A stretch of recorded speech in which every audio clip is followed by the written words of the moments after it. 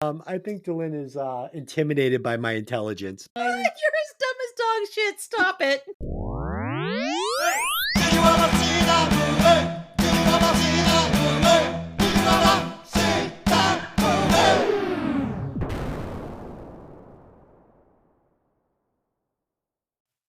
I'm gonna log out. I'm gonna log out. I'm gonna log out, and this is gonna be over. Showtime. Welcome to Hey, did you ever see that movie? I'm your host, Des, and as always, I'm joined by my just about to log out co-host, Dylan. I'm too old for this shit. Oh, shit. Perfect. And joining us again this week, the podcaster with a fully packed bong, Pat. You may call me Mr. Joshua. Okay, Mr. Joshua. This week, we will be reviewing the 1987 buddy cop action movie, Lethal Weapon. This movie was directed by Richard Donner and written by Shane Black. It stars Mel Gibson and Danny Glover. As always, this podcast will contain spoilers, so if you haven't seen it, then go watch it and come back and listen to the podcast. Okay, so we are going to skip Disaster Piece Theater this week, and I think we're going to start using it a little more sparingly. If we see a scene in a movie that we think lends itself to Disaster Piece Theater, we will bring it on, and we'll do it. It'll be great. And for movies like this that are a little darker and don't lend themselves to a comedy skit, we're just going to leave it off. So no worries. If you like it, great. And if you hate it, this is the podcast today. Okay, so it's time for Dez's 4-in-1 fake fact, where we will be up to my two co-hosts to figure out which fact is total bullshit. So, fact number 1. Mel Gibson and Bruce Willis were considered for each other's roles in Lethal Weapon and Die Hard. Number 2, Die Hard with Vengeance was briefly considered to be filmed as a Lethal Weapon sequel. Number 3, actors considered to play John McClane included Harrison Ford, Sylvester Stallone, Arnold Schwarzenegger, but they all turned it down. Number 4, Jackie Swanson performed the high fall on her own, trained by legendary stuntman Dar Robinson. Also, the stunt was done by using an airbag covered with life-size paintings of the driveway and cars, which, like a foreground miniature, visually blends into the real scene. Okay. Mel Gibson broke 2 fingers on his right hand performing the stunt where he jumps from the building handcuffed to the suicidal man, forcing him to play the part of Martin Riggs as a left-handed cop to hide the fingers in the up-close scenes of him holding the gun. And if you look closely, you will notice the rubber handcuffs break on the way down. So, Dylan, which of the 5 facts do you think is bullshit? I don't understand why you gave us a John McClane question on a Lethal Weapon day. I believe that what I meant was Martin Riggs, not John McClane. This is really shoddy work, my friend. No. Wow. Why? Because I got one name wrong. It's instead of John McClane, it's Martin Riggs. Hang on. No, let me go back and make sure that you got that right, because I think I wrote Riggs. You did not. You wrote Yes, John I did. McClane. Go back and look. You're typing it. I'm watching you type it right now. That's a lie. That's an old trope. That's not his little red thing. I can see it backing up and Martin Riggs. Okay. Yeah. Okay. So which one is bullshit in your mind? Die Hard with a Vengeance was briefly considered to be filmed as a Lethal Weapon sequel. Okay, Pat, and I know you've been digging deep lately, so you'll probably get this. Which one do you think is bullshit? I'm going to go with 5. Yeah, it is number 5. Pat is getting tough to slip the old curveball bass these days. 2 for 2. 2 for 2. He's doing a lot of fucking due diligence on his fact checking. Okay. Nice job, Pat. With a budget of $15 million and a box office gross of $120 million, this movie was a smash hit. Dylan, will you please give us the synopsis? Oh, did I even get a synopsis? Oh, I did. Good. I did I did. provide you I did. with a No, lovely your synopsis was poop. I got a good one. Shit. Okay. Okay. All right, Poop, here we mind go. you. Poop. Poop. It was poop. Poop. Okay. Okay. Following the death of his wife, Los Angeles police detective Martin Riggs becomes reckless and suicidal. When he is reassigned and partnered with Roger Murtaugh, Riggs immediately clashes with the older officer. Together, they uncover a massive drug trafficking ring. As they encounter increasingly dangerous situations, Riggs and Murtaugh begin to form a bond. Riggs's volatile behavior might just help them apprehend the criminals if it doesn't kill them both first. Nice, Yeah. nice. All right. So, opening thoughts. So, first of all, I wanted to, because me and Pat were discussing this earlier, actually at work last week. So, we watched the director's cut for this. And even though I've seen this movie a million times, it had been a long time since I watched it because my go to Lethal Weapon is 4, as everybody knows. Um, One, I forgot this was a drama with little to no intentional comedy. The little bit of comedy we get is Very provided, dark. yeah, and it's provided by from a very a place you wouldn't expect to get it here, which is Mel Gibson's comedic timing. Like, who would have guessed? The guy brings the comedy Yeah. while bringing the dark. So yeah, really cool. I was drawn right in, but we did watch the director's cut, and Pat was like, "Geez, I don't remember the sniper scene in the school," and I was like, "Yeah, I don't remember it either." Um, and there's another scene later in the movie we'll get to with a prostitute. But I feel like this scene with the sniper is sorely missed in the theatrical release. I agree. The character building we get, one, on Martin Riggs is necessary. It's some of the best acting. It's some of the best. It's one of the best scenes in the movie. From one, the way it's shot. We're going to get a close up of Martin's face after he kills the sniper. That is almost right out of Mad Max, the first Road Warrior movie. We're going to get some music in this scene that is also very similar to the Road Warrior, Mad Max, the first one. These really heavy dome, dome, dome. And yeah, so I was a little confused on why they cut this from the theatrical release. My guess is it's Go ahead. probably something to do with kids and getting shot in That's what I schools. thought And, too. you know, they probably thought that, and I don't remember if it was quite as prevalent when this was released, but it was probably one of those things that they didn't want to promote, you know? Maybe. Maybe they Yeah. just said, no, we don't really need this and cut it just because it's kind of a touchy subject for a lot of people. There were so many dark subjects in this. I didn't remember it being as dark as it was. I mean, like really, really dark subjects, like, the potential of a teen rape later in the movie. A shooter. He shot a 9-year-old boy. Um, you know, Prostitutes, pornography rings. I mean, even our hero, Martin Riggs, is going to bring a prostitute home. Now, granted, he's not bringing her home for sex, but it's still pretty it's a pretty risky move.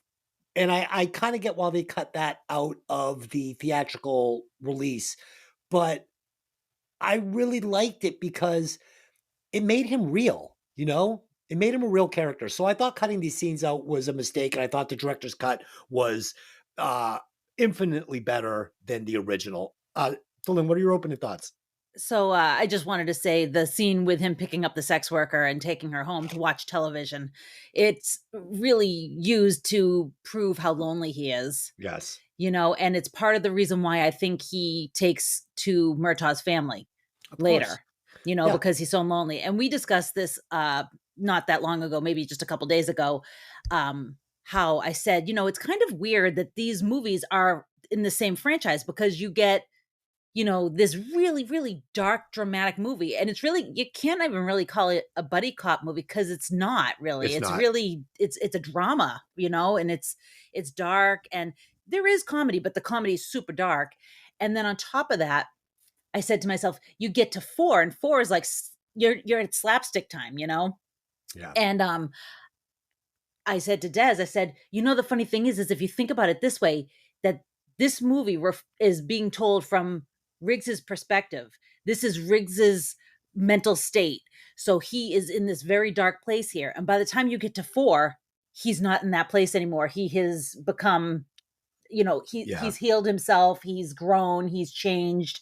And so it's almost like, if you think about it, like you're seeing all these movies through Riggs's eyes, it would almost make you understand the change of tone as it gets funnier and sillier as time goes on. And that's a nice observation because obviously this franchise is seen through Riggs's eyes because, the ending scene in the final episode is him at the grave and then going to see the birth of his child. So you really get um the entire scope and the growth of this character over 4 movies, which is masterfully done over a 4-movie franchise. The way they kept it so tight. You see him from being a suicidal wreck, widower, to getting married and celebrating the birth of his first child. It's really tight writing over a full franchise like that. And this is half a buddy movie. So it's Right. really, I mean, the second half is a buddy movie. The first half is a budding buddy movie. So I really appreciated it. Pat, what'd you have for an opening thought on this? This is this movie is so different from the following 3 simply because there is such little humor to it. You're right when you say the comedy timing from Gibson is totally unexpected. Pat, hold The on. Like the one line where where Murtaugh's on the bridge calling the psychiatrist, "Do you think he's dangerous?" And he hangs up and he gets in the car and Riggs says to him, "Did you get a bad personal phone call or something?" I was fucking laughing out loud. It's so good. It's so good. Yeah, Go ahead. I'm the sorry to interrupt you. his timing was spot on with the way it was written. There's a point where Roger asks Riggs, "Have you ever met anyone you haven't killed?" And the response was perfect. "Well, I haven't killed you yet." Yes. And it's like, that's just, you have to giggle at that because he Yeah. delivers it so deadpan and matter of fact. It doesn't, and you're right, it doesn't really start as a buddy cop because they're not buddies yet. They Mm-mm. don't become, I don't know if the word personal or friendly is correct, until he goes to Roger's house for dinner. Now he meets the family and they start revealing things about each other when they're out on the boat, a boat he has absolutely no idea what the hell he's doing with. Another Um, nice piece that they grow throughout the franchise. The boat. exactly. Their Yeah. relationship develops from that point on. Yeah. Um, The boat becomes a and character. it does. And he becomes part of their family. Um, the opening scene with him All right, going after the sniper. let's get into the opening scene. Let's not break down the whole movie in your opening thoughts. Okay.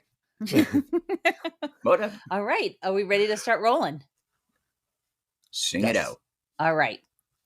On the night of December 14th, 1987, a pretty young blonde woman is lying on a bed in a high-rise suite, dressed in a sheer nightgown as Jingle Bell Rock plays in the background. She's high on cocaine and pills. She moves to the balcony, climbs on the railing, pauses, and then jumps, crashing down on top of a parked car below. Des, do you want to say something about that? Well, so this opening scene, and Of course he does. I'm not sure it was cocaine. I think it was No, it was what did they cocaine. say? It wasn't It was cocaine and amphetamine? barbiturates. Oh, okay, barbiturates. Yeah, Okay. like that was the pills. Like she was Coke the and drinks. Oh. We'll get into it. Yeah, Okay. but I should have recognized the cocaine. you would think. Okay. So I'm going to address the elephant in the room. This opening shot, Amanda's beautiful. I mean, she's laying on the bed and she's just beautiful. It's stunning how pretty this girl looks. They've got her posed perfectly. It's a lovely shot. But I did have a problem with this opening scene. So she stumbles out onto the balcony and she falls. And she hits this car from like 20 stories up. And it's a problem. It's a problem. She's laying there like an angel on the roof of the car. She's perfectly posed with one leg crossed. She's only lost one shoe that she lost before she jumped. And there's no blood at all. Her limbs are all intact. It doesn't work. I think they missed an opportunity, the director, because as I stated, the opening scene, she's like an angel. She's so beautiful. And had they like mangled her up on the car, it would have been such a heavy contrast and it would have made me hate these villains even more than I hate them when they finally get their dues at the end of the movie. So I thought the director missed an opportunity here. I thought it was a very unrealistic scene. Yeah. I mean, I know that I don't know the science behind when you land on a car from 20 feet up. I don't know. I mean, but you would think that there would be some sort of blood or something, and just, like you said, like her shoe is still on. It's like, Just they the definitely could have, position of her yeah, body like they is a joke. posed her. She's like, Yeah. "Nee," It's no so good. yeah, it was a little unbelievable, but I'm not sure I really wanted to see a splatter bloodbath either, but No, I you can have I to. You have to see a splatter bloodbath. She just jumped off a fucking 25-story building. Oh my Um, goodness. but I'm glad because I was afraid that we were going to have another perfect movie here, and I don't want to dilute our perfect movies on the "Hey, did you ever see the movie" list. So this is going to keep it just outside a perfect movie for me. Pat, go ahead. um, I think the one I didn't like the whole point that they made her dive off the building. Um, if they wanted to kill her, or as we find later in the movie, I would have thought they would have come up with a more creative way. Her committing suicide, that doesn't tie into anything into the movie until you find out what was in the pills that she took. If the character needed to die because it was part of the storyline, I would have come up with a more creative way for her to die than her just jumping off a building. It would have been Yeah, more interesting as to make the audience wonder what happened. Why is she being killed? What's right. this got to do with anything? Well, later in the movie, we find out that they had her killed to quiet Hudsucker because he was about to Hunsucker. call. Yeah, he was about to spill the beans to Roger, and that's why they killed his daughter. So it doesn't make sense to me that they tried to make it look like a suicide because Right. he didn't That's even why I know didn't like it it. was. Yeah, he didn't even know it was a murder until Roger told him it was a murder. So why Right. would that hush him up? It wouldn't. It didn't make sense. Well, I think that the plan was to poison the pills. She takes the pills and dies in the apartment. I don't think they thought that she was gonna walk out and jump off the balcony, But you why did know, they want to kill her? to shut him up. But Right. Because why then you would would have they? known you would have known automatically that it was a murder. But he didn't know it was a murder because they made it look like a suicide. No, you're not It listening wasn't to me. supposed to. It wasn't supposed to She look like wasn't a supposed to jump suicide. off the balcony. She The just did that. drugs, the good drugs that she enjoyed, let her do that. The I drain understand. killer that's in the pills was So the if they had actual. found her in bed after ingesting drain killer, dead, they would have known that it was not a suicide. They would No, have they would known. have found her next to the drugs and thought she had a drug overdose, just like And you her don't think father they're going to do a thought. talk screen on her? But the father, if he had not reached out to Murtaugh, would have thought it was just a suicide. There was no discussion of drugs being tainted with Drano. So I think they would have just thought that she had overdosed because there would be no reason to think that there was foul play. So they wouldn't be looking for the drugs, right? I don't know. I It don't was a know. little I think confusing. you're digging into it too deep. No, Yeah. no, I think the point is these guys are mercenaries and they're, showing up at people's houses in helicopters and blowing them away. Why are they being so dainty with this one? Why not just send a guy in there and fucking to slice her throat or shoot her in the head and then Hudsucker knows the rest of my family is in danger. I better keep my fucking mouth shut. I Well, mean, that true, well, but that's where I would have rather seen that scene go, which is why I brought Definitely. it up. Um, because now anyone dies 9 times out of 10, there's going to be an autopsy, and that autopsy includes a drug screening. So I can see where it was written like that because they need McAllister and the mercenaries need to show Hunsaker that giving up the drug ring to the feds would be a bad idea. So they kill one of his two daughters to Yeah. convince him it's not the thing to do. And It was just too vague. It was too vague of a message. yeah, I So, understand. all right, let's That's why, move like on. I said, that's why I had issues with the way she died. Yeah, let's move on. So did I. It wasn't good. Yeah.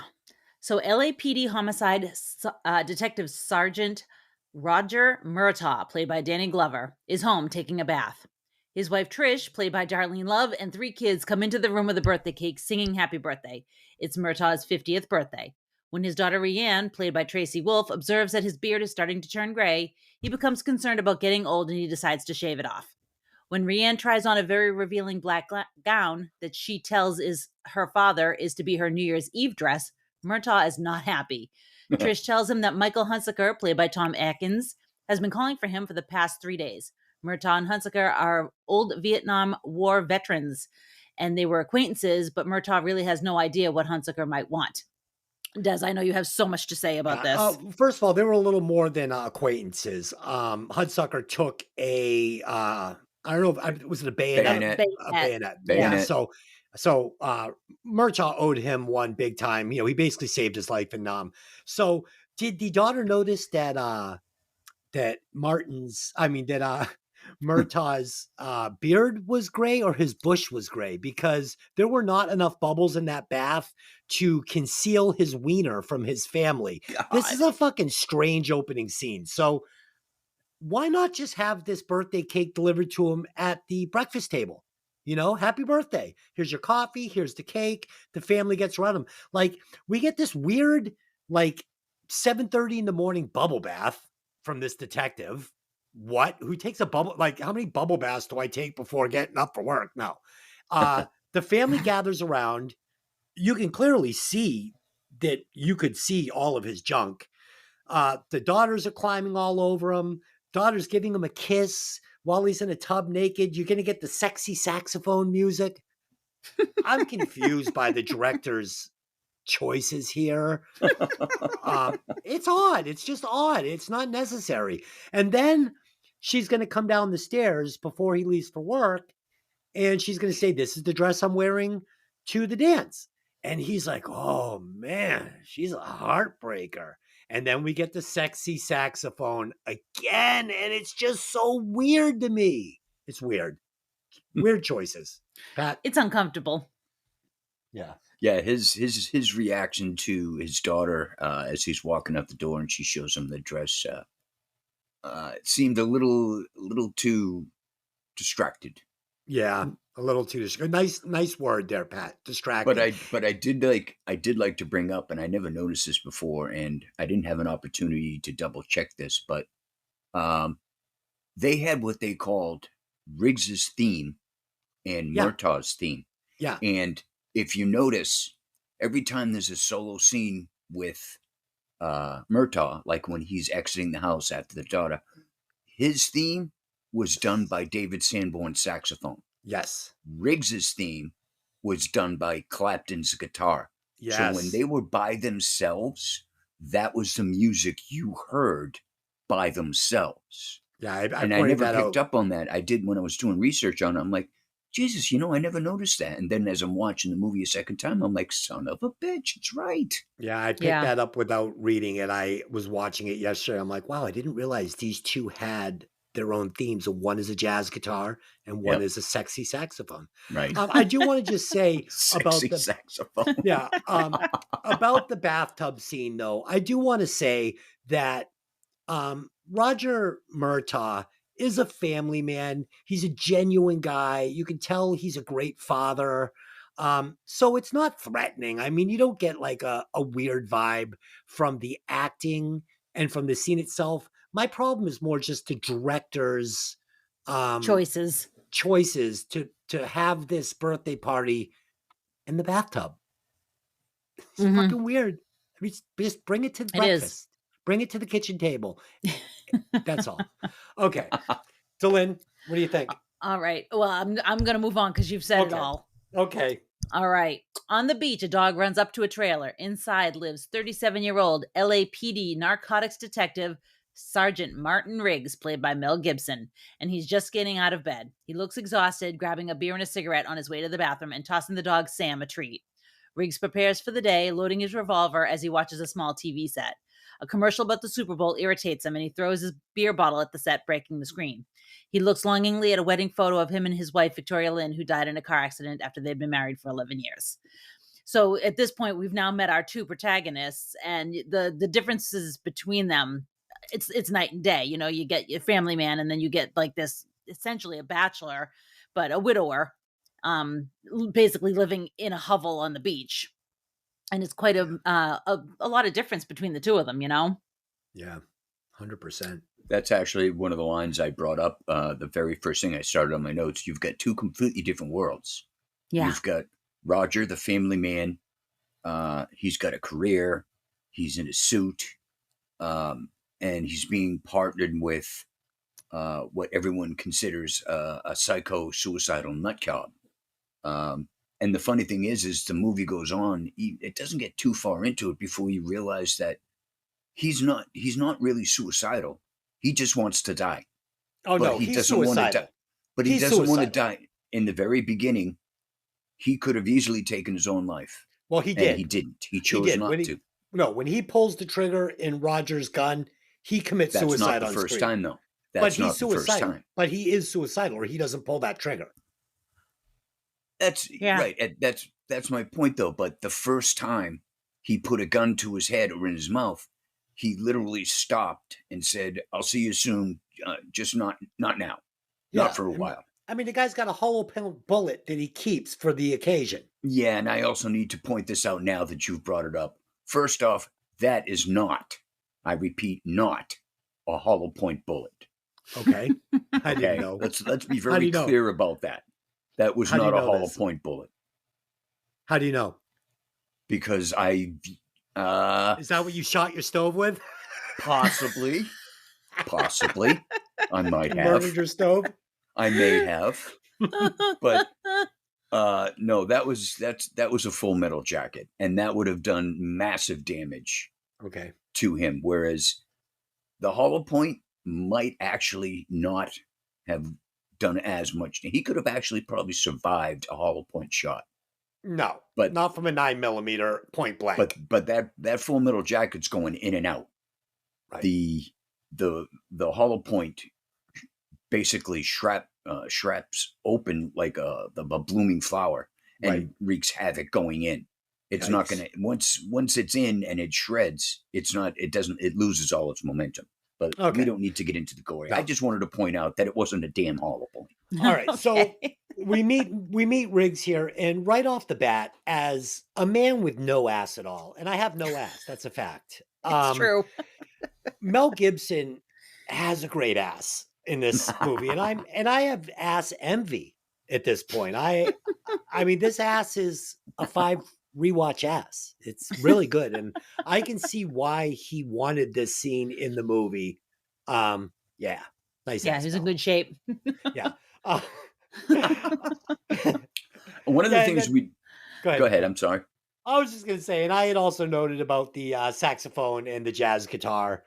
Yeah, that's all. That's all I had was the ass. It was spectacular. As we brought up earlier that we saw the director's cut. We've mentioned the sniper scene in the beginning. Yep. And the prostitute scene after he has dinner with Roger's family. Yeah. But two parts of scenes that we also didn't see was one, we never saw him destroy the TV, Mhm. and we never saw him return with a new TV. That's all director's cut. Is Interesting. we never saw any of that. I mean, I've seen this movie enough times to know what scene leads into what scene. Right. And in the theatrical version, the first time you see Martin Riggs on the job is when he's at the Christmas tree shop buying the cocaine. Yeah. You don't Interesting. see anything other than him get out of bed, naked, cigarette lit while he's in bed. Okay, I smoke, and that's fucking nuts. Yeah. And it gets him drinking the beer, taking a leap while drinking the beer, and then it cuts away.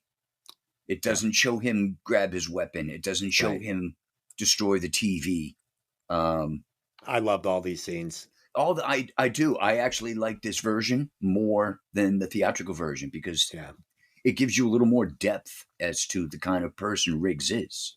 All right. Murtaugh responds to a call about a female jumper at the high rise. On the way there, he listens as a dispatcher reports that there's a drunk sex worker, Dixie, played by Lycia Naff, I think is how you pronounce her name, also at the scene. The dead woman is identified as Amanda Hunsucker, who is played by Jackie Swanson, and she's Nobody the daughter cares of Michael who and plays these Claire. people. Nobody cares who plays these people. Oh, wow. You should see. Do you want me to do the read through or not? You want me to just like pack it up and go home? Because I will. Please Well, you are continue. home. Please Thank you. continue. Okay, so Murtaugh realizes that it's his old war buddy Michael. And that was where I paused, but now we'll move on. So Riggs is posing as a buyer at a Christmas tree lot that is specializing in a different kind of snow. Well, He wait. tells what? I want to talk about that scene. What about what? Where Murtaugh goes to Okay, because Go for it. this is why I'm going to ding this movie a little bit. So okay. Murtaugh shows up at the Hudsucker girls' crime scene, and the body's been removed, and we get a good look at this car, and there is not a single spot of blood on this car. It's not possible. It's not possible to fall from No. that height and at least not get a bloody nose. I mean, so I stubbed my toe in the living room and my knee is bleeding. You know, it's like, no, this is a problem. So I just wanted to touch on that quickly. Your knee bleeds if you stub your toe? Yeah, because I fall down. Oh my God. What are you fucking conducting an investigation on my last toe stubbing? I absolutely am. Okay, Inspector. That's all. So let's get to the Christmas tree stop. Jesus Christ. Riggs poses as a buyer at a Christmas tree lot. Now, this line is completely ruined because Zed has had to step all over it. Yeah. Specializing in a different kind of snow. I like that reference. I liked it the first time I heard it. Thank I you. liked it. That's why I Thank was, you. hey. Hey, oh. He tells him he'll take it all for $100, and the sellers get pissed when he counts out $100. Riggs flashes his badge and tells him they're under arrest. One of the men calls the badge fake and accuses Riggs of being crazy. Riggs responds by launching into a Three Stooges routine, slapping a couple of the dealers and drawing his Beretta on them, demanding they lay down to be arrested. Another bad guy appears with a shotgun from behind some trees in the truck and tries to shoot Riggs, but ends up killing one of the fellow bad guys. Riggs takes him out, then takes another one of the bad guys out, and one gets away, the guy with the crazy hair. Other officers arrive just as the remaining bad guy grabs Riggs and holds him at gunpoint. Riggs vociferously dares the guy to shoot him and then disarms him and makes the bad guy poop his pants by threatening to shoot him, but stops at the last moment. And I think that Riggs was basically saying there can only be one fabulous mullet in this movie, and it is mine. I'm going to have to insist you don't use those big words on this podcast. Okay. Oh, you're sorry. It's going to happen. Give our listeners another word that means vociferously. Oh, vociferously, as in he's using his All loud right. voice. Dylan, what is the country of origin of that word? Fuck you, Stan. Okay, and can you give us the spelling of seriously? VOCIFEROUSLY. And can you use it in a sentence? I She just already did. And can you and can you tell us the meaning of this word? Yeah, loud voice. So why don't you Very say loudly. Why don't you say he said very loudly? Listen, Okay. do you want me to do the write-ups or do you want to be an asshole? I would think like he to be an wants both. asshole. No, think I he don't wants want to do the both. right. Actually, I did do the write-up. I just No, you didn't put didn't. I do the vociferously in write-ups. it. Yeah, you took out loud voice and put it You vociferously. copy and paste something off the internet and then I fix it up and make it our own. So you Okay. did not do the write-up. Settle down with that. Okay, so at the Christmas tree shop, I noticed Mel Gibson is struggling with his American accent big time in this movie. It's something that he gets right when we get into part 2, the second episode. But for this first Die Hard episode, he is Die Hard? sounds like he's Die Hard? Is it John McClane? don't hold me to the Again? fire. Don't hold me to the I'm fire. going to. Nobody has seen Die Hard. You just busted my tits over vociferously. I am busting your tits over Die Hard. Nobody has seen Die Hard more times Awesome. than me. I fucking know this is fucking Lethal Weapon. Do you? Okay. Do Yes, I you? Yeah. Okay. So, did you guys notice that he was struggling with his Australian accent in this? I He did was- not notice. I did not. Okay, he was slipping in and out big time, and I wish they had just written it into the script that he was, from Australia. It would have worked better. But then he wouldn't have been a Vietnam vet. Why? He couldn't have come to America, Well, in I don't like think 19... I mean, I suppose, but Yeah. Couldn't have become an American citizen and gone... Yeah, all right, whatever. Wheels fell Yeah. off that real fast. So I didn't love the... I didn't love all the callbacks to the fucking Three Stooges. One, I don't like the Three Stooges. So I That's didn't why you think didn't it like was... the callbacks. No, I didn't like it. It was stupid.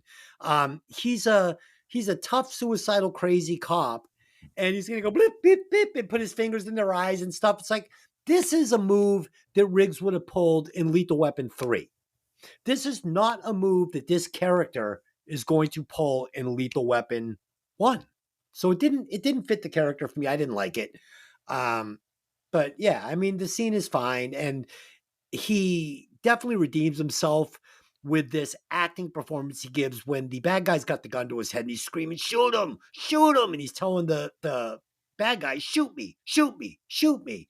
I loved it. He's selling it. He's selling these facial expressions big time. Pat? Yeah, his facial expressions in this movie were very, very expressive. Yes. You can see the psycho eyes that he has. Oh, big time. Between this scene and the scene with the jumper, Yes. when Roger confronts him in that laundromat. I'm not sure if we got to that scene or not. Not I yet. don't think we have. But it's a perfect example of even with Danny Glover. When we get to that scene, the expressions on their faces tells more than the script does. Yeah. So I got to give them kudos for that, because that just made the characters so much more believable. Absolutely. Go ahead, Dylan. Let's keep it rolling. All right, so arriving back home at his trailer on the beach, bearing the new TV, Riggs teases Sam, saying he's lazy before making them some dinner. Later, Riggs has been drinking and is staring at a picture of his wife. He has the bullet in his gun. He loads it. He's holding it to his head and puts it in his mouth. Mentally struggles for a moment before putting the gun down and telling her she's going to have to wait for him. And honestly, I think this is the absolute darkest movie in this. It's the darkest scene in this movie. It's super tense, and it's a little bit hard to watch because I believe it. I believe the Yeah. scene. Yeah, I You know, completely agree. the tears in his face, the expressions of remorse and sadness. This is also one of the reasons why I picked up on him returning with the TV, because in the theatrical movie, it shows, before the camera goes inside with Riggs, it shows it raining and the three kids on bikes driving down the road past his trailer. Now, that scene is where, when they do the scene shift from the previous scene, that's where it picks up. In the rain, Right. the kids on the bikes. It doesn't show you him walking in with the TV, saying hi to his neighbors and giving his dog shit. Yeah, for sure. Yeah, again, Dylan, you hit it, man. I was so surprised at how dark this movie was. And I didn't remember Mel Gibson being as good as he was in this. And he's such a great actor. I mean, even right up to Daddy's Home 2, where he's bringing that amazing comedic comedy timing again. This guy's just a fucking great actor. We're going to get a shot looking right down the barrel of a 9mm gun. The look of pain and anguish on his face is just so genuine. Okay, absolutely. so let's get to the precinct. Okay, yeah. Yep, where are you going there? So Dr. Stephanie Woods, the police psychiatrist, wants Captain Murphy to take Riggs off the street, advising him that Riggs is very likely suicidal and a danger to himself and others. The captain disagrees and refuses to act. He apparently believes Riggs is just trying to set himself up with a medical discharge and a pension. Murphy coldly tells her that if Riggs kills himself, they'll know she was right. Murtaugh is in his office at the time when he's informed that Amanda Hunsaker's autopsy revealed that she'd been using cocaine and took some pills that someone had laced with drain cleaner. Even though she jumped to her death, she would have died within minutes anyways because of the poison. Additionally, there was evidence that somebody had been in the bed with her that night. As a result, her death is declared a murder and officially falls into Murtaugh's division of homicide. While Murtaugh is speaking with the officer, Rigg has arrived and is sitting outside Murtaugh's office waiting to be introduced to him. However, Murtaugh just sees some rough-looking guy with a gun and attempts to subdue him, though Riggs gets the better of him, flipping him onto his back just before he's introduced to his new partner. So, I mean, as we've already been speaking about mental health, I made a note here and said, it's pretty messed up how much Riggs's mental health is written off by everyone around him except for this doctor. And, he messes with her later and it becomes all in good fun. But at this point, she was like the only person advocating for him, and I know this was the 80s and we've come a long way in that department, but it's still a little distressing because he really actually needed help badly. Yeah. He And the did. sergeant's like, hey, if he blows his head off, then we'll know I was wrong. Really? Yeah, that was that's cold. nice That's and real cold. casual. I would like to point out though that this is another scene with a great facial expression from Mel Gibson. When Roger Murtaugh runs out of the office and yells, "Gun!" Yeah. You see the camera goes to Martin Riggs, and Riggs is looking around. He's looking around, and then he sees Roger charging at him, and the look of shock and surprise on his face for that split second was absolutely hysterical. Yeah. He had So no good. idea he's the one Roger was just yelling about. Yep. Yeah, so good. And one of the charms to this movie that if you wanted to sit down and watch this franchise in one sitting as, a 2, 4, 6, 8 hour sitting, all the characters are the same. They never swap anybody out. We've got the same psychiatrist, the same captain. Awesome. So we're seeing the growth and the character arc of all of these characters over these movies. And I love this psychiatrist. And she's got Martin pinned. I mean, he is dangerous. He is suicidal. He shouldn't be on the job. He kills people in this movie that probably shouldn't be killed. Like the bouncer later at the club. He's a bouncer. He's not a mercenary. Martin murders him. Whatever. Yeah. So but I loved it. I love this scene. We'll get to it. I love this Okay. scene. I love this scene. It's great. Like you said, when he fucking whips Murtaugh onto the floor, and the captain says, "Meet your new partner," and we're gonna get the very first. I'm too old for this shit. Exactly. I fucking made thing. the same note. Yeah. I made the same note. You get the first time of the iconic line, "I'm too old for this shit." Yeah, it's so It's good. And Yeah. and was it just me? Is the Captain Murphy walks up and says, Roger, you look younger with the beard. Yeah. Yeah. That's a load of crap. He Yeah, he looked looked like young. an old man with that beard. He did. Yeah. You see He him did. shaved with just a mustache. Now you're looking at the young Roger Murtaugh.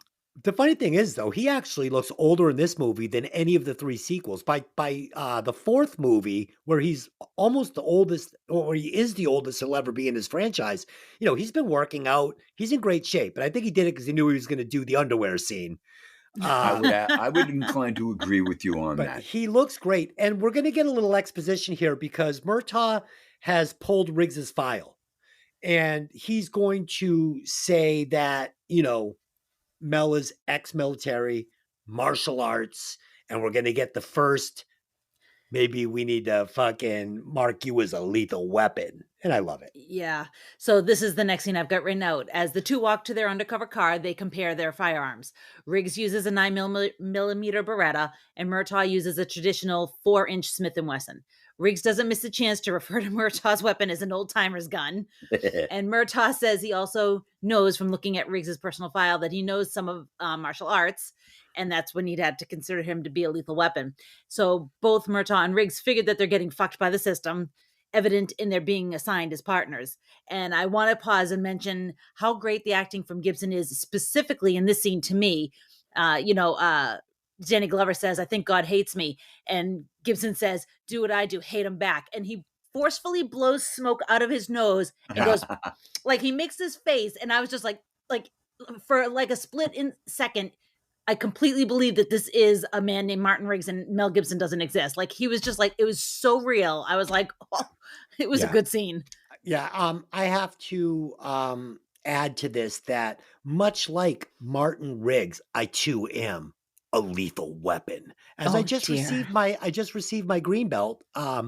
Took me 2 tries because I did fail the first time. But I am now a lethal weapon. So if you see me on the Okay. street, don't make any quick sudden movements because I'd I like to could bring I up could kill you. as they're comparing. It's I'm glad you brought up the scene. They're comparing their weapons. Mhm. It's funny. I used to own that same weapon that Mel Gibson was carrying, Yes, we and I know. thought, "What's that?" We know you shot your stove with it. It No, was on a no, previous episode. that was different. The Beretta was never used in the killing of any stoves, and no s- Any, and no any stove and major no appliances were yeah, harmed. and no major appliances were harmed in that time of my life. Oh Um, shit. but I thought it was funny how Mel Gibson, how Roger Murtaugh bring that's some serious shit you carry. Because if you Yeah. think about it, this was back in '87 when Yeah. this Yeah. came out, Yeah. and at that time, that weapon was just new on the market. It was rare. Think about Oh any other really? movie you've seen in the past prior to this movie in the timeline. You never see that weapon used. Hmm.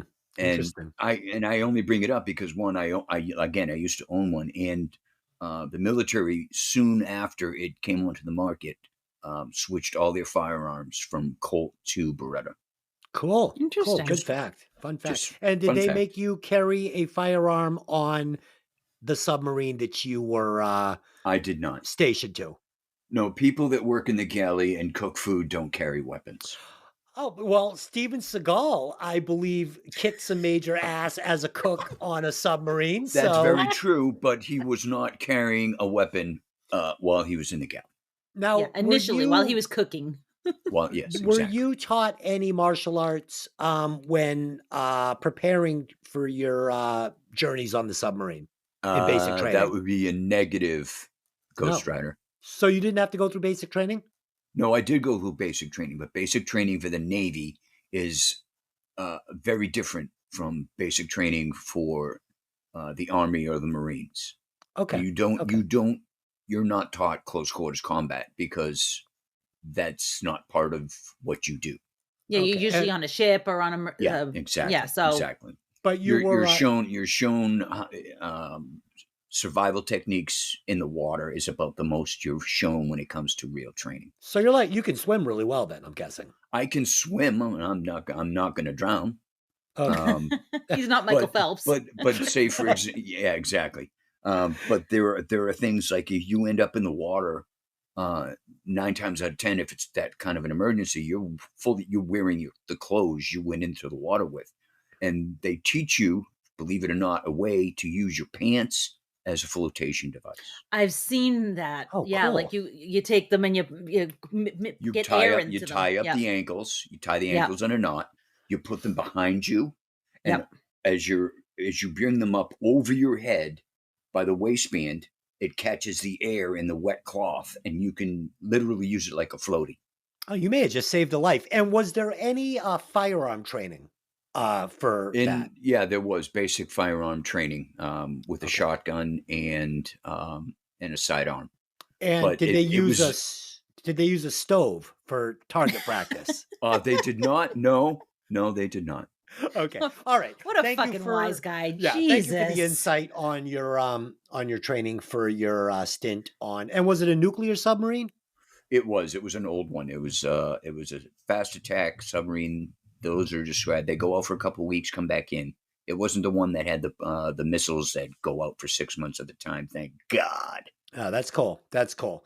Okay. All right. Yeah, so there we go. Let's move Let's on. move on. And I'm not going to cut any of the bickering between me and Dylan out because I It generates laughter. well that and it's true. It's what goes on here all day long. I mean, I think Dylan Yeah, you is bust balls nonstop. I don't bust balls. Oh, you Uh, bust balls. Oh, yes, you I do. I And it's not You just at bust home. Matt's balls. You And bust my balls. it's not just at home. We have Mhm. already discovered that you favor two qualities in your world.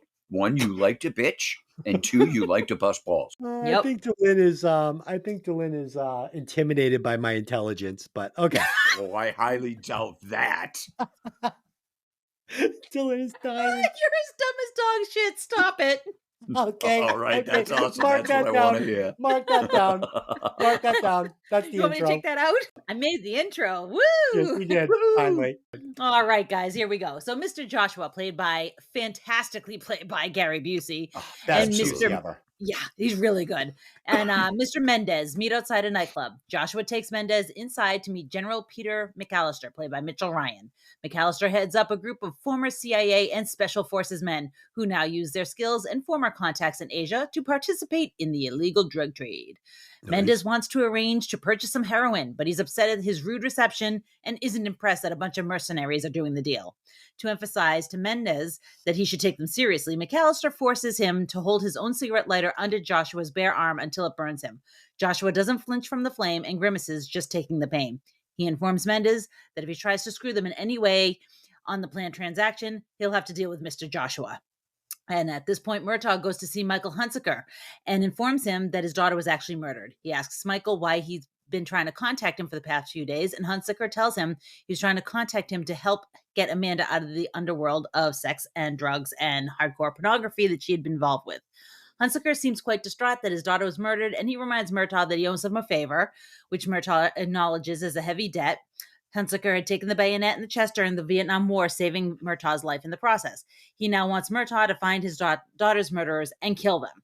So, I mean, this guy wants a dude that he knew in the army to help him get his daughter out of sex work and porn and drugs. It's like, this girl needs a therapist and a long stay in a detox, not some old cop. Like, I'm not sure like why he was going to Murtaugh for this. Like, it seems like there's probably way better options, but Well, you know, Murtaugh's a homicide detective. So like, what Yeah. was he going to do? Right. well, I think he was hoping that he was going to bust the guys that were paying her for, her services. Yeah. But and- Murtaugh's not in just kill them. Vice.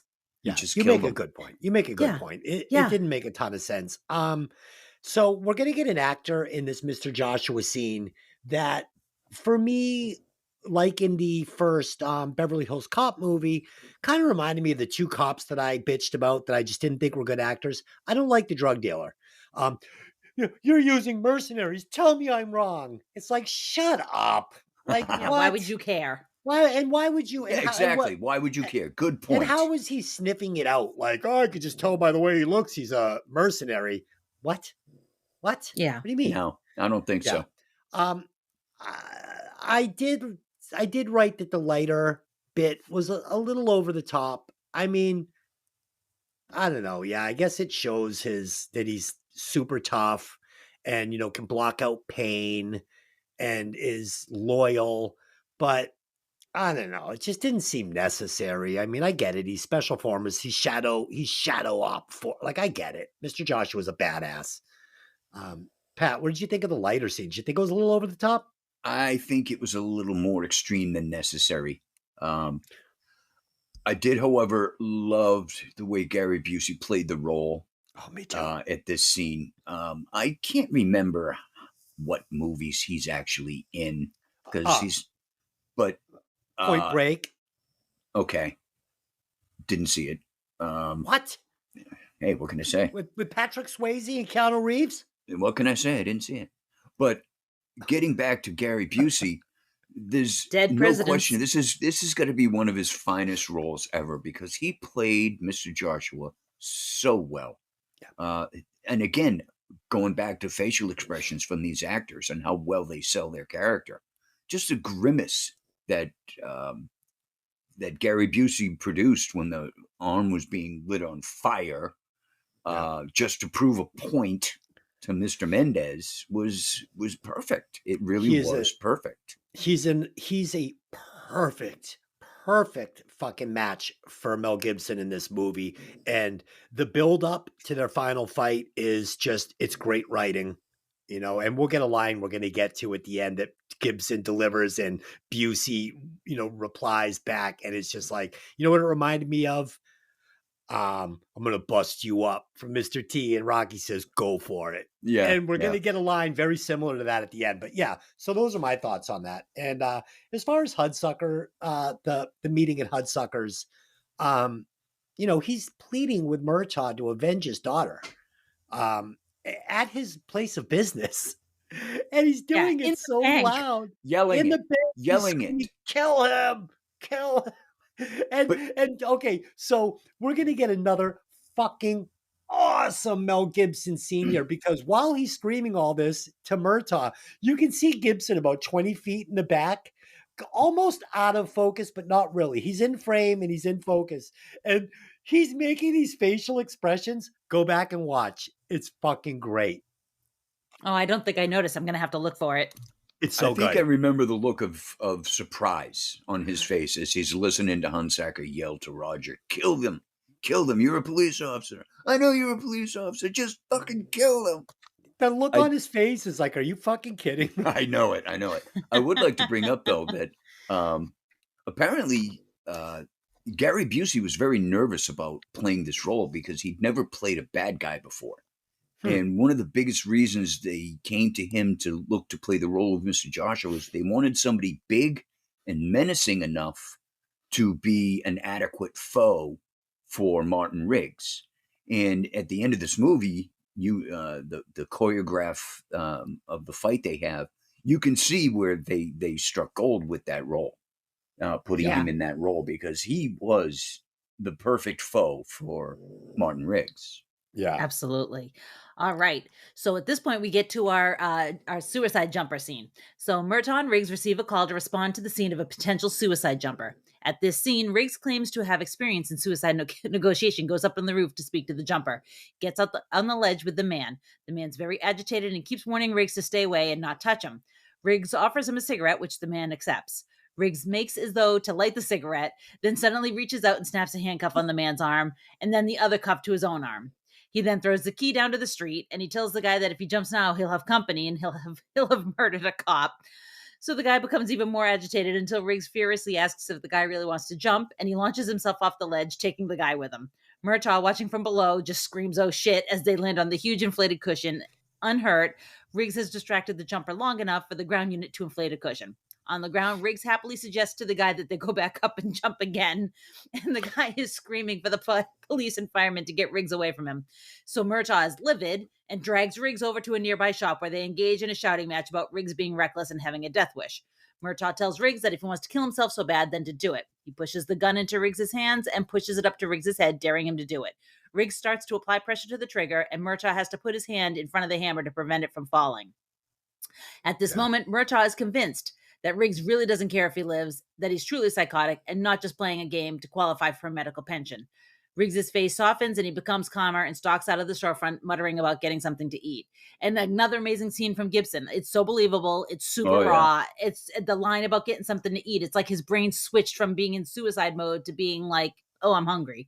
Like it's a really great scene. Like it's really well played. Yeah, his facial expressions are absolutely ridiculous. So, with the 5 fun facts, I did slip in a grain of truth. Did you guys notice that the handcuffs break right when they jump off the roof? I No. did not. Yeah, it's obvious. Like you can really see it. It's clear as day. You don't even have to look for it. But I had read it when I was looking up the facts, and once you see it, you can't unsee it. It's because the handcuffs are black; they're not silver. They were made out of rubber, and as soon as they jumped, like literally the moment they stepped off the roof, they broke.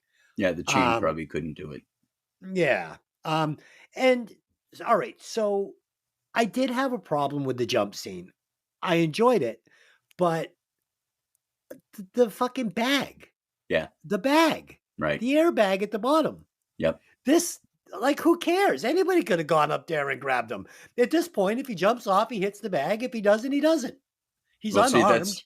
I made the same reference. You see the size of this bag, and one I'd like to point out is how in the hell that bag was there for the scene only, because there is no way in hell that the fire department is going to set something like that up underneath the guy who could clearly just go around the corner to the other side of the building and jump off there. Yeah. That's Yeah, and Right. They wanted this scene. Obviously, the director wanted this scene at any cost. And as soon as he jumped off and I saw the bag, I'm like, where the fuck did that come from? You know what Yeah. would have been fun? Like in Indiana Jones, where they jump out of the plane in the raft and it lands on the mountain and they're Yeah. fine. I Wouldn't it know. be funny if there were a bunch of cops holding like one of those fucking round Rubber Like you see raft. in the cartoons, a Yeah, giant yeah, yeah. trampoline. They landed on that. Okay, so the problem with the giant stuntman bag is this. So they hit the bag, and Riggs is clearly not looking like insane and suicidal. He's almost laughing like he was amused by it. Let's do it And again. yeah, and then this is where Murtaugh's going to freak out and drag him into the laundromat and start questioning him. Do you want to kill yourself? Put the barrel in your mouth. Don't nibble on it. I don't know, man. It's like, for me, I don't know why he is so freaked out by this move of jumping off into the bag. I mean, there's no danger. You're jumping into a fucking giant bag. I I think don't I know. think Roger was more upset about the fact that he had come to realize that Riggs really is suicidal, and now he's been partnered up with somebody who's totally ready to jump into the fire, and he's afraid he's going to take him with him. But this is the Yeah. point where where Murtaugh starts trusting Riggs. Riggs is going to save his life, and he brings this guy home to his family. This is a man that just pulled the trigger. And the only thing that stopped him from blowing his brains out was the web of the web in your hand. Had Murtaugh not shoved his thumb web in there, it's over. Riggs is just blowing his head off. Right? These are, I mean, I loved it, and we're here to break this down and to find the holes in the script, which is what we're doing. But watching it in real time, I'm enjoying all of it. I have no Of problem with the course. bag. I have no problem with him pulling the guy off the thing. I love the scene. I love it all. So these observations are just for the purpose of the podcast. Of course. This is the scene I was referring to earlier, with the facial expressions. You see the fear in Roger's face when Riggs gets ready to pull the trigger. You can see it in his face. He's getting more. He's getting more and more scared of Yeah. what's about to happen because now he's totally convinced. And then you see the completely psychotic look on Mel Gibson's face before he pulls the trigger. You shouldn't tempt me, he says. And it's like, wow, this guy's right there on the edge, and all he needs is a push to go over. Um, so he says to Murtaugh, basically, I'm not suicidal, but I'm not afraid to die.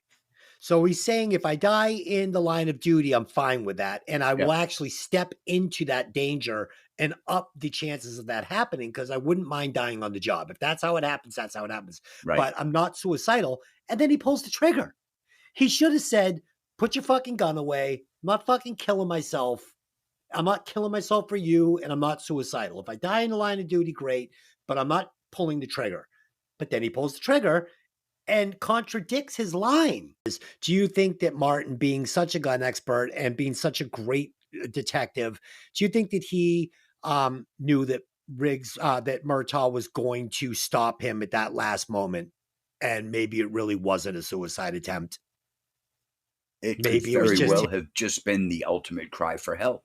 All right, so Murtaugh speaks with Dr. Woods on a mobile phone that's so big the signal should be able to reach Mars, and she confirms that he should be very worried about Riggs's mental state. Despite that and the continued tension between them, they are moving forward with looking into Amanda's death.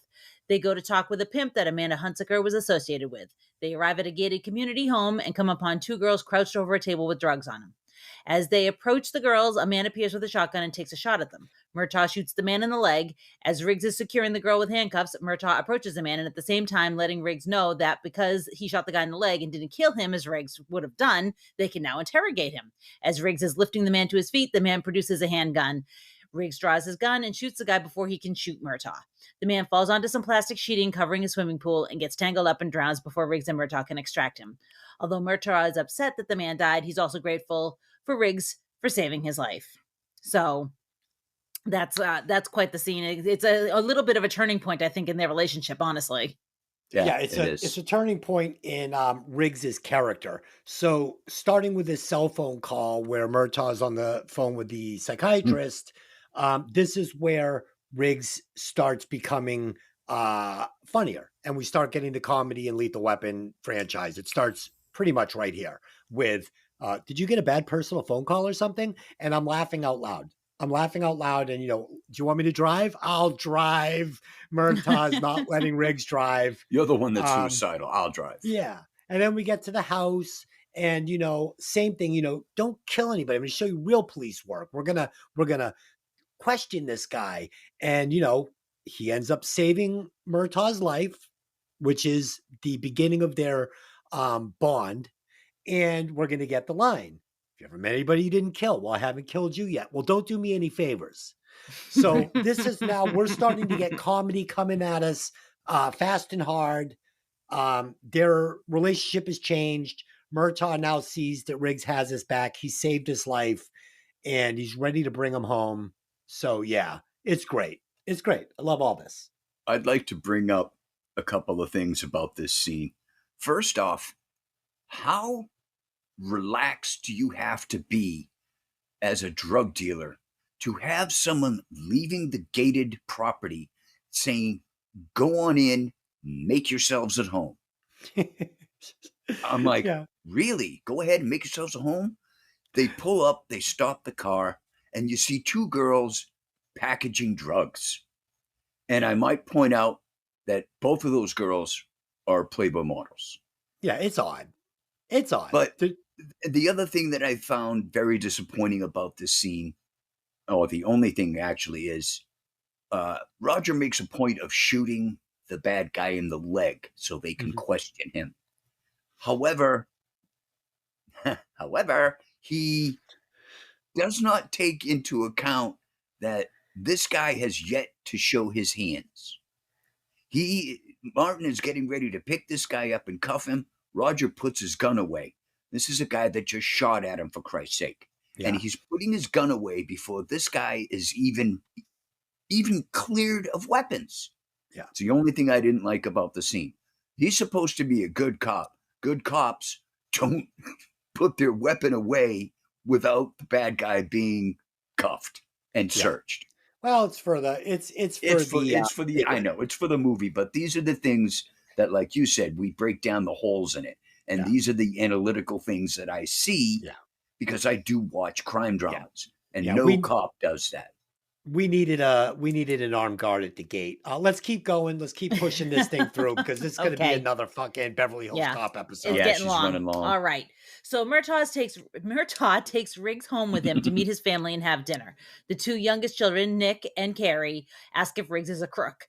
Murtaugh looks in the oven but isn't able to identify the substance in their cooking. Trish, who calls him Sarge, informs him that she's cooking a pot roast. Murtaugh apparently doesn't think she's much of a cook and shares that fact with Riggs. Poor Trish, give the woman a break. Yeah. At the supper table, the younger kids make up a silly rap song. Roger joins in and everyone has a good laugh. Rianne is enthralled by Riggs, something which Roger notices right away and is not happy about. Rianne asks her father for permission to go out with Mark, a boy that Murtaugh refers to as the blonde with the dimples on his face. Murtaugh reminds her that she's grounded for smoking a joint and he says no. Riggs tells Murtaugh that he's got a nice family and prepares to leave for home. Roger asks if Riggs really liked Trish's cooking, and Riggs replies no. On the way home, he stops and picks up a sex worker on the street, paying her $100 just to go home with him and watch the Three Stooges on TV.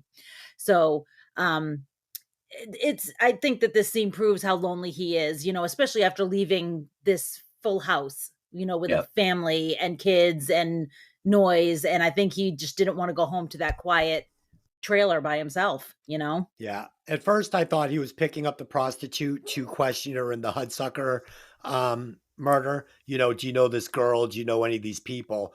But he reveals that he just wants her to come home and watch movies with him. But what I did think was strange, he asks her, how old are you? Yeah. She says 21. And he says, you sure? And she goes, how old do you want me to be? 16? And he goes, yeah, all right, get in. I'm going to have you come home and watch the fucking Three Stooges with me. And I was like, what did that mean? Did he want to bring her home like a daughter? Or I just don't know why the director chose to add the age thing in and have her say, okay, if you don't like me at 21, how about 16? And he says, okay, you'll do. I think that might have been why it was dropped. Yeah, it was odd. Yeah. It was an odd choice. The dinner's great. We see that the family loves him. He loves the family. It's all good. Those aren't dimples. Those are pits in his face. We're going to get some funny lines. The boat scene is really nice.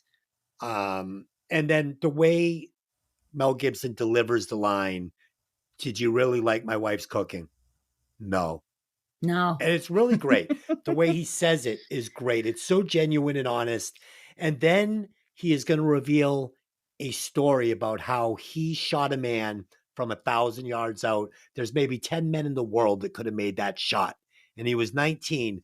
And it's an important line because it's going to come back and let us know why Roger is going to put his daughter's life in Roger's hands as he's going to set up about 1,000 feet out with a gun.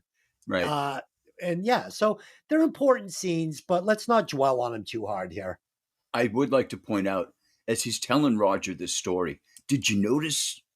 I noticed it for the first time. As he's telling this story, the angle of his head and the way he's looking, like his head is turned to the side and he's looking out the side of his eye, that image was far more menacing a look than any other time in the movie. Yeah. The way he tells the story is he's selling that he does not open up to people ever. And he is ultra uncomfortable sharing this story with Roger, but he wants to let Roger know, I want to be a friend. I want to open up to you. And it was super effective. And I liked it a lot. I liked the way he played this whole scene from saying no in that honest voice to telling him this story out of the side of his eye, kind of almost cowering behind the truck as he's telling it. So yeah, really good. Really good. Later that night, Murtaugh opens a large envelope that came in the mail. Inside is a Palos Verde high school yearbook from 1983 and a VCR tape. On the videotape is Amanda Hunsaker, half-dressed and parading around with other women. Murtaugh shuts the video off in disgust and notices that Amanda has a twin sister in the yearbook. The next morning, Riggs wakes Roger up with a cup of coffee, babbling about a few clues regarding Amanda's death. Roger angrily orders Riggs out of his bedroom. Murtaugh and Riggs go to the shooting range to try to piece together the events of the night that Amanda died. There's a little tit for tat on the shooting at the shooting range, and though Murtaugh won't admit it, he's pretty impressed with Riggs' skill. Des, is it ever said who sent Murtaugh that envelope? It's the mercenaries. It's Mr. The Johnson. mercenaries sent it to him? No, it's police evidence. If you look at the envelope, it says police evidence. Yeah, Gotcha. No. I'm sorry. I thought that you were, for some reason, I was zoning out, and I thought we were talking about the hostage letter for his daughter. Oh, so yeah. I got ahead of myself. I wasn't listening to you like usual. What's new? What I shocking was revelation. zoning your voice out. What's new? What's new? All right, moving on. Riggs finds it suspicious that the only witness to Amanda's suicide was the sex worker Dixie, who was working away from her usual area. He and Murtaugh come up with a possible explanation that Dixie poisoned Amanda and then posed as a witness to cover her crime. They decide to question Dixie, driving to her residence. As they exit the car, there are four little kids who figure out immediately that they're cops and start chanting, "You're gonna bust Dixie." As the detectives near the house suddenly explodes in a fireball. The two quickly return to the car and call for an ambulance and fire department. When one of the kids asks if Dixie might have been home, Murtaugh looks at Riggs, who nods in agreement. Later in the smoldering wreckage, Riggs finds the remains of a mercury switch, evidence of a professional explosive job, possibly by somebody with military training. One of the kids had witnessed a man reading the meter earlier that day. Alfred, the little kid, describes the man as a tall white, with blonde hair and sporting an Army Special Forces tattoo just like the one on Riggs's arm. Riggs is distressed to realize that they're dealing with ex-Special Forces mercenaries. And you just gotta love Alfred with his little 3D glasses. He's super cute, this kid. I fucking love these kids. They're awesome. Yeah. So we did talk about the gun range. And Yes. so yeah, we have to bring up one that Riggs is going to prove that he is beyond a sharp shot. You know, when he's whistling and the thing is going back and back and back. Takes it all the way to the end. All the way to the back. And then he gives us a perfect smiley face. Mhm. And it's great. And then we're also going to get Murtaugh's signature move. When he's ready to take his kill shot, he rolls his neck back, cracks his neck, and this is his signature. I'm about to fucking shoot somebody dead move. And it's going to play back later in the movie, which is great. There's so much about this scene that I love. I love how he shows up, Murtaugh, by making a smiley face out of Roger's snap aim headshot.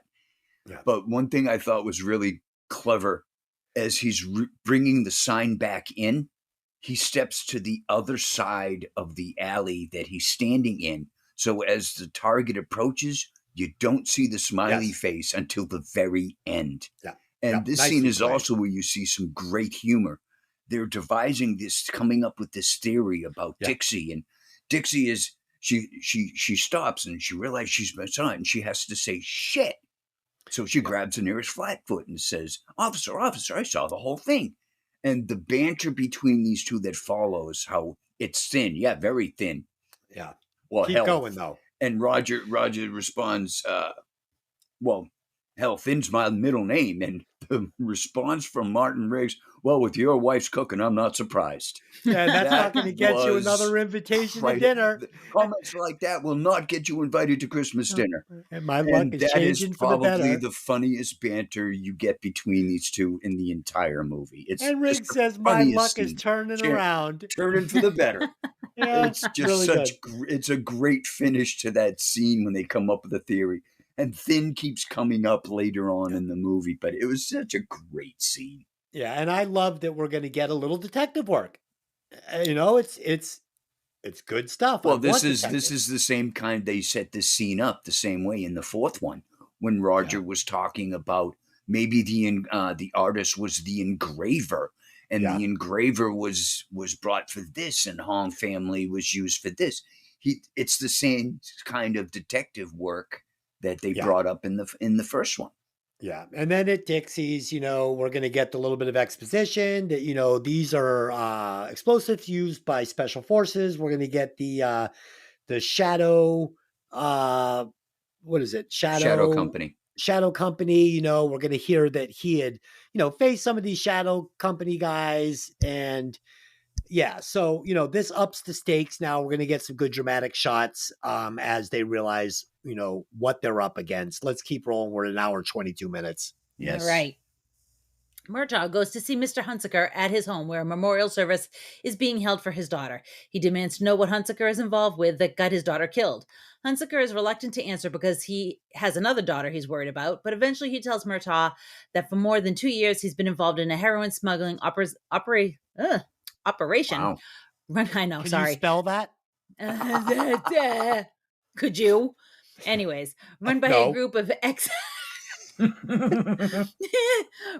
by a group of ex-CIA and Special Forces mercenaries that have come from a unit called Shadow Company, operating under the guise of Air America, a CIA-fronted organization that ran their version of the Vietnam War from Laos. The scheme is masterminded by retired General Peter McAllister, the former commander of Shadow Company, and Mr. Joshua. Hunsaker was laundering the group's profits through his bank. McAllister's ordered Amanda's murder when her father Michael unsuccessfully tried to alert Murtaugh to the scheme in an attempt to get out of the business. As Murtaugh attempts to get Hunsaker to reveal the entirety of the operation, the window behind Hunsaker explodes and Hunsaker falls dead. Outside, perched in a helicopter, is Mr. Joshua with a large sniper rifle. Riggs gives chase, firing multiple times, but does not hit anything, unfortunately, for the sharpshooter that he is. When Joshua informs McAllister that Hunsaker had been speaking with two LAPD detectives, McAllister orders Joshua to go after them. So that night, Riggs is out on the street talking to a sex worker, asking if she knew Amanda, when Joshua comes flying by in a car, firing a shotgun at him. Riggs takes the blast in the chest, is thrown through a plate glass window, and Joshua takes off. Murtaugh rushes to help and reveals that Riggs was wearing a bulletproof vest. He tells Murtaugh the shooter was the same guy that shot Hunsaker. And Riggs tells Murtaugh now the bad guys believe he's dead, so maybe they can work a plan to take advantage of that. So, this movie is chock full of little absurd touches too, like Hunsaker holding like the eggnog carton and the bullet going right through it. And Oh, it's I like, thought that scene was awesome. I Yeah. love that shot right through yeah. him and right through the carton of eggnog. I'm like, oh, And that was perfect. I can't figure out why Hunsaker was being involved in this scheme because look at where he lives. Like, you telling me in the past 2 years he got that house? Like, Yeah. why did you have to get involved with the scheme? He's on the coast on a cliff in this mansion. It's like, what? And like, We dude, see just, this all the time, though, where these bad yeah. guys get greedy. They're not happy with their super life. They want more. So this is an obvious observation, but I'm going to make it anyway. Did the director miss an opportunity here by letting us in as the audience on the fact that Martin is still alive? I wish that the scene had ended with with Murtaugh over him being like, why, and then it cuts to Murtaugh at his house getting the letter and revealing that Rihanna's been kidnapped. And at this point, as the viewer, we think that Martin is dead along with the bad guys. And this way, when we get to the desert, we're like, oh man, there's no way they're getting out of this. Like, and then all of a That's a sudden the good shots setup. start ringing out Yeah. and we're like, he's alive, Yeah. I So can I see thought that. that was a missed opportunity. Yeah, great point. And honestly, like Yeah. there's that one scene where the detective they call like Joshua calls the detective and says, we heard there was an officer involved shooting. And the detective says, Officer Martin Riggs was shot and killed, blah, blah, blah. Yeah. And when he hangs up the phone, he turns and smiles at somebody that's off camera. But it's like you could have still done that scene and you just don't know who's off camera. Is it Riggs? Is it somebody else? Is he a dirty cop? Like you wouldn't know still.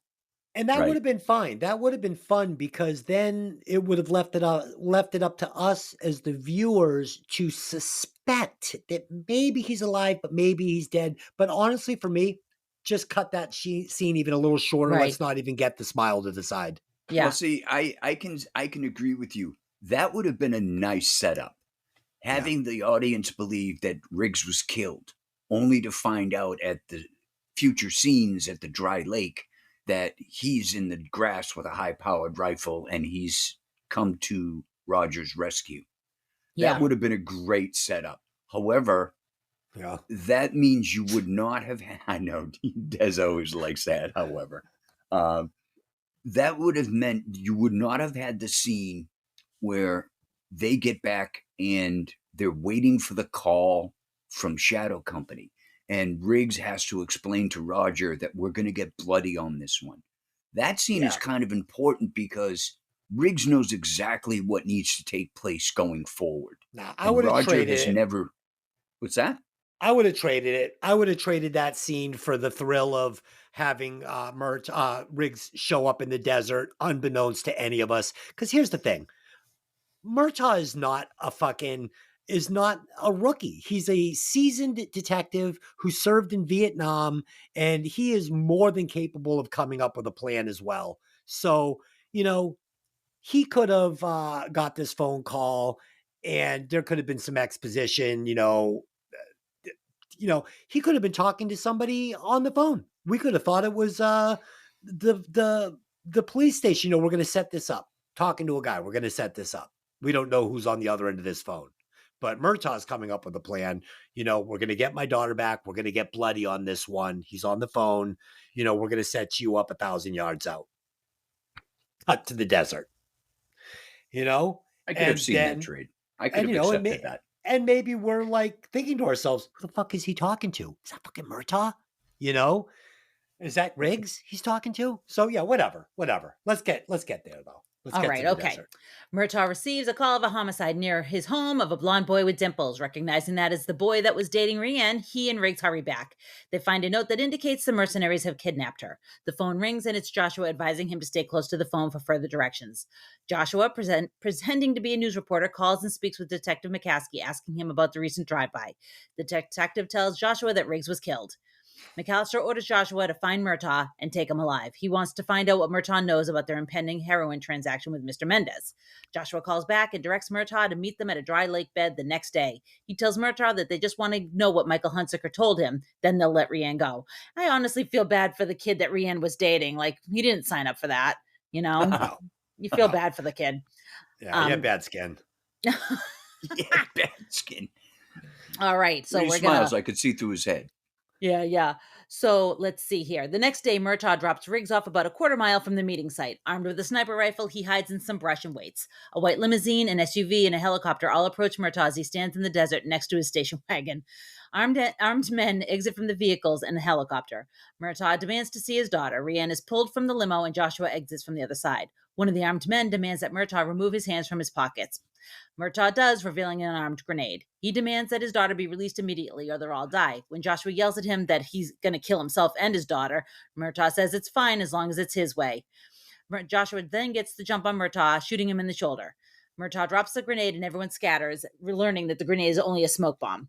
Riggs opens up with his weapon, shooting 2 men on either side of Rianne with pinpoint accuracy, then the driver of the limo. Murtaugh yells at her to get in the car and go. Riggs shoots another bad guy and is able to get Joshua in his sights. Just as he's about to pull the trigger, McAllister appears, ordering Riggs to surrender, which Riggs does.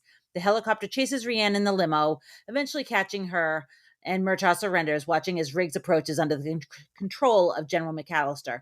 And the first few times I saw this, I was kind of annoyed by Rianne screaming and her inability to like have any like what's the word like self reliance or like thinking on her feet. Self-preservation. Yeah. Thank you. That's exactly what I was looking for. Maybe Except so turn the smart. wheel. The helicopter's chasing you and it's going to land right in front of you. Like, turn the wheel. Don't keep going straight, you dummy. Yep. But, I guess she's like, what, 17, 18 years old in this movie. So it's maybe really not such an unrealistic portrayal. She's probably traumatized already. And this is before they even take her clothes off her and all that, She probably watched her boyfriend get killed. She's probably a little traumatized. You think? Yeah, Pat made the same observation that how this bugged him that a helicopter was able to derail her in that car and she wasn't able to get away.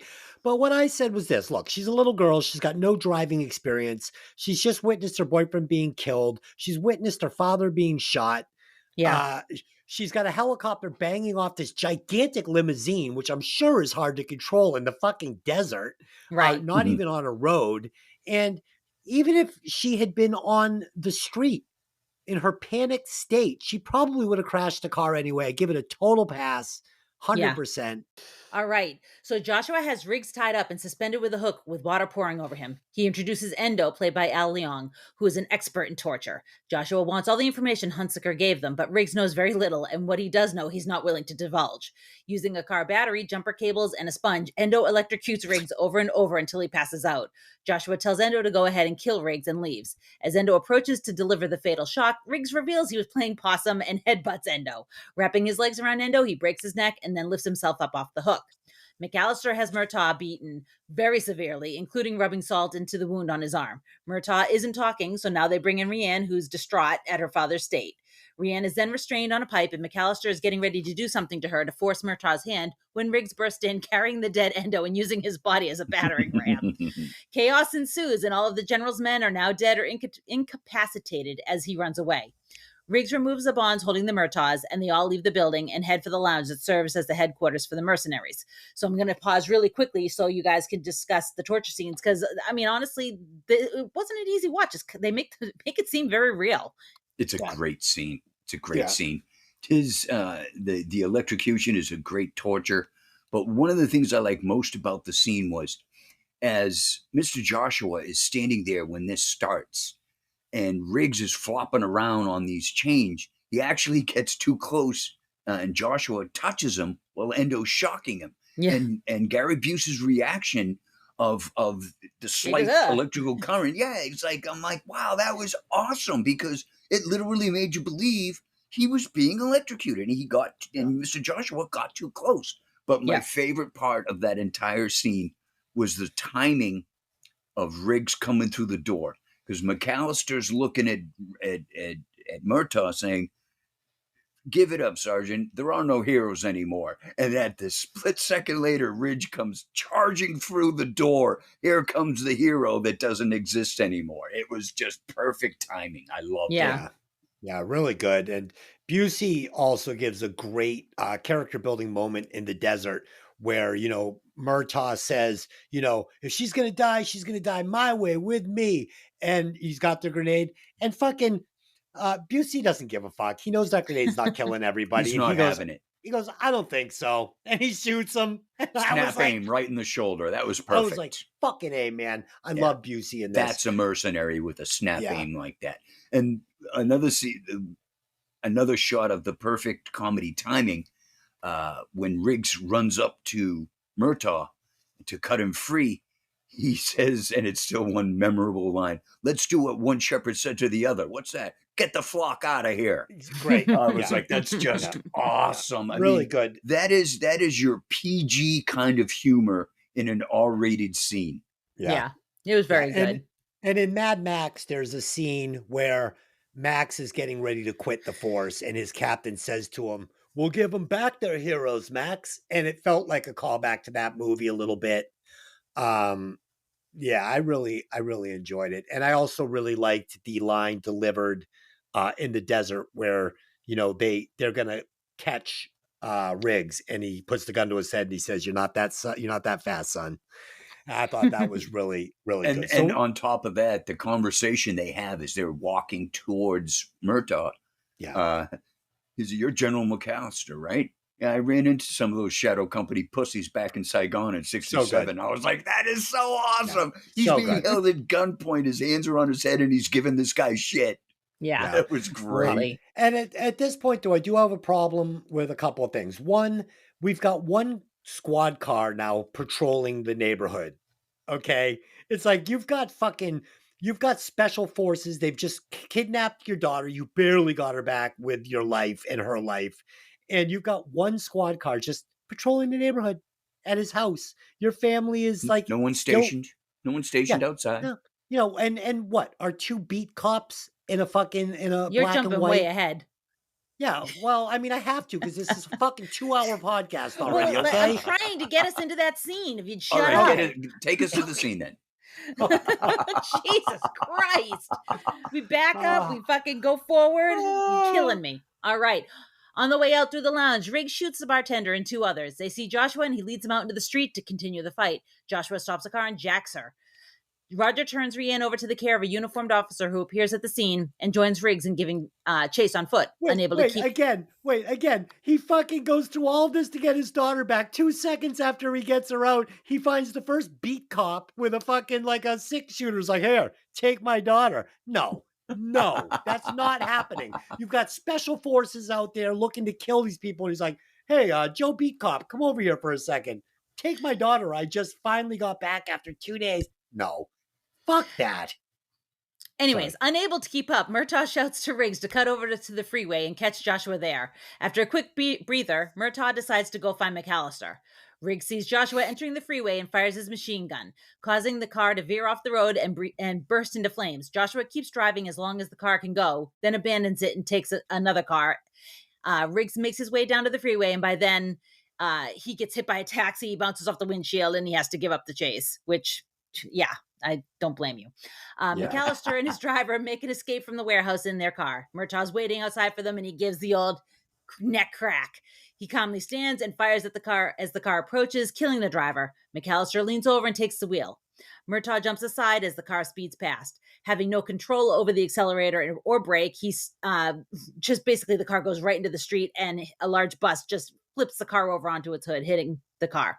General is now upside down, bleeding, and surrounded by bags of drugs and several grenades, like you do. As Mr. McAllister there knows these grenades are going to get hot and they're going to explode, he's trying to reach somebody, he's pinned and he can't reach him, and the car explodes in a lovely fireball on the Sunset Strip.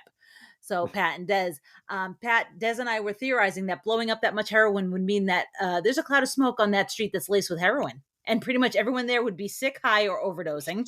Totally. Absolutely. Oh, yeah. Yeah, Oh, everyone's just standing around like, everything's cool. What's going on? Look at the fire. Yeah. Yeah. But, It would mess people up. that agrees. That I work with that because it's a line that Riggs gives to Murtaugh. Don't breathe this stuff. You see pink elephants. Yeah. But as the scene closes out, they do show bits and pieces of the bystanders talking, and they look like they're covered in white dust. They're covered in heroin. There's actually a punk in the background of one of the scenes, and he's going with his hands up in the air, and it was like, oh boy. Yeah, this is the largest heroin overdose recorded in Los Angeles on one night. Okay, so let's just wrap this up. So we're gonna get the fight in the backyard. Wow, It's a great. You really want to let's just jump over it all? Okay. We're in an hour and fucking 41 Okay. minutes. Go for at it. this Go to the point. fight. Go to the fight. Okay. We get to the fight. Like I said, we get this great line, The shot at you the want title. you want a shot at the title. Yeah. And Busey says, don't mind if I do. Oh, fucking yes. Oh yeah. Yes. And Yeah, you've it's been good. looking forward to this fight. I read that these two went through a lot of training in between scenes for these fight scenes. I believe Real martial arts training and you see it in this fight. It's such a great fight. And this is Mhm. where you see where they picked the perfect actor to play the menacing foe to Martin Riggs, because you look at the size of them, and Busey's got a couple inches on him. He's Yeah. a big, menacing looking guy during this fight.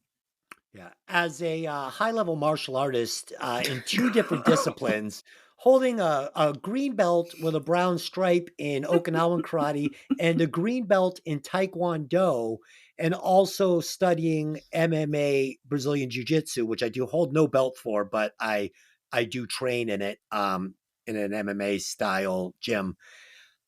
This was a believable fight. And I believe I probably could have submitted both of these gentlemen.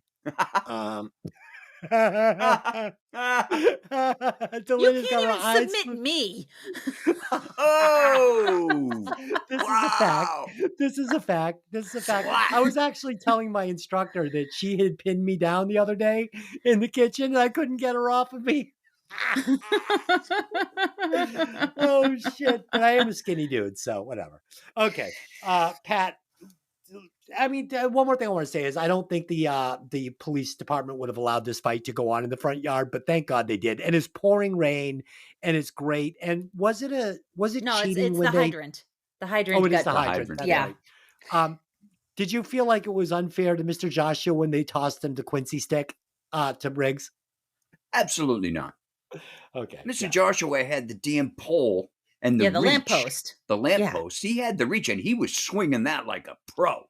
yes, he So was. Yes, getting he that was. nightstick was good. And it was, what was great is it didn't immediately make the fight fair, because the first couple hits that nightstick took over his forearm still dropped him to one knee. Yeah, Yeah. So that was, and the fight was great. It was orchestrated beautifully. Riggs refused to give up and let Murtaugh take him out, as it looks Yeah. like Riggs was going to lose the fight. And after the fight comes to an end, is another great line from Roger: "Get that shit off my lawn." so good.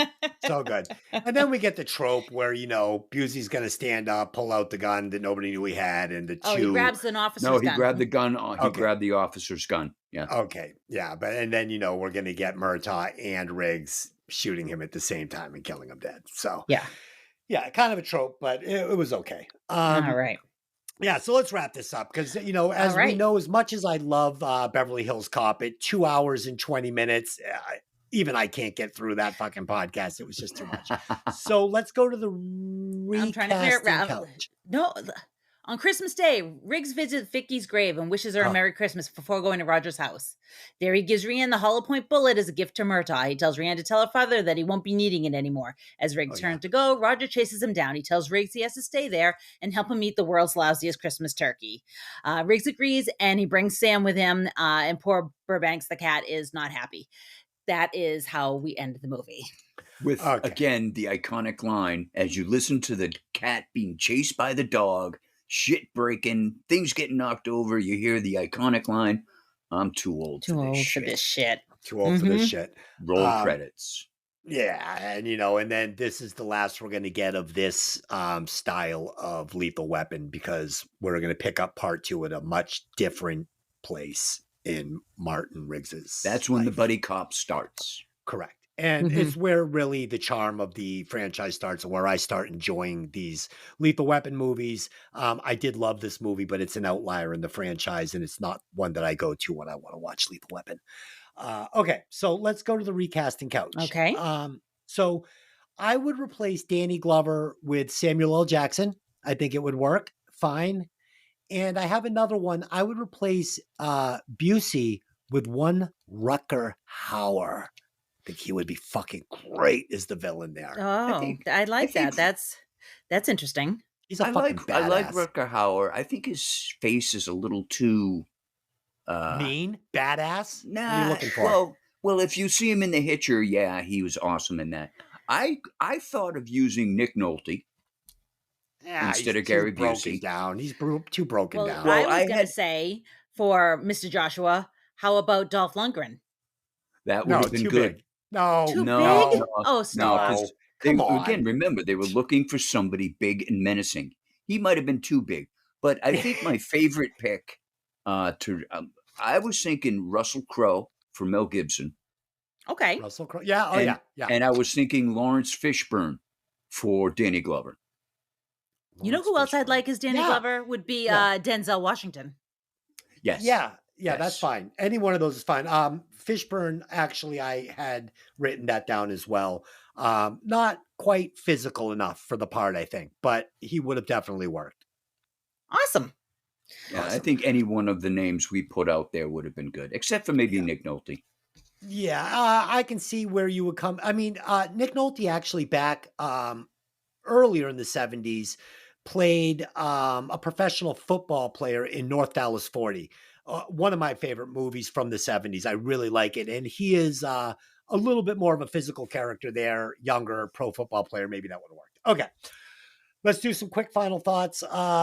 This felt like a fresh watch for me. It had been so long since I had actually watched it. It's a brutal movie. The acting is over the top good. The character building is excellent. I care about all the characters in this movie, and the unexpected comedic timing of Mel Gibson was a surprise to me. And I did believe in this friendship that developed over the 2 hour runtime. I wanted to give this movie a 5. I did. But there are just too many holes in the plot and too many bad directorial decisions, like with the helicopter and whatnot. So I'm going to give this a 4.50. It's still a really great movie. And it started off a franchise that is near and dear to my heart. So yeah, 4.50 is my rewatch score. All right. How about Pat? Yeah, I'm going to have to say this is probably one of my favorite movies. It's definitely a go-to movie. And I like the director's cut much better because of the scenes that we never saw before. So it gave the movie a whole different feel from the very beginning. And I, again, like you, I had certain scenes that I could have seen done better. The helicopter scene and the limo being one of them. But I'm definitely going to give this a 4.75. Ooh, okay. And Dylan.